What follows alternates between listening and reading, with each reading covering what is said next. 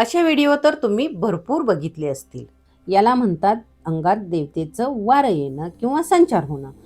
अशा वेळी ती व्यक्ती वेगवेगळ्या आवाजात बोलते, तिच्या हालचाली बदलतात आणि अनेक जण त्यालाच देवीचा किंवा देवतेचा संचार मानतात. पण खरंच प्रत्येक वेळी तसं असतं का? आता बघा, ज्याबद्दल समाजात अनेक समज, गैरसमज पसरलेले आहेत.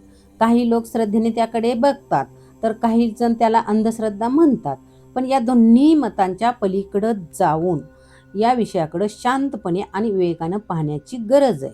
म्हणूनच मी या विषयाचा अभ्यास करून विविध धार्मिक परंपरा, आध्यात्मिक दृष्टिकोन आणि संतांनी सांगितलेले विचार यांचा आधार घेत एक सविस्तर व्हिडिओ तयार केलेला आहे. या व्हिडिओमध्ये अंगात वारा येणं म्हणजे काय? त्यामागे कोणती कारणे असू शकतात? श्रद्धा आणि विवेक यांचा समतोल कसा राखावा? तसेच खरी भक्ती कशात असते? याबद्दल सोप्या भाषेत माहिती दिलेली आहे. जर तुम्हालाही या विषयामागचं सत्य जाणून घ्यायचं असेल तर हा व्हिडिओ नक्की पहा. व्हिडिओची लिंक स्क्रीनवर दिसत असेलच किंवा पिन कमेंटमध्येही दिलेली आहे. त्यावर क्लिक करा. म्हणजे तुम्हाला हा संपूर्ण व्हिडिओ पाहता येईल.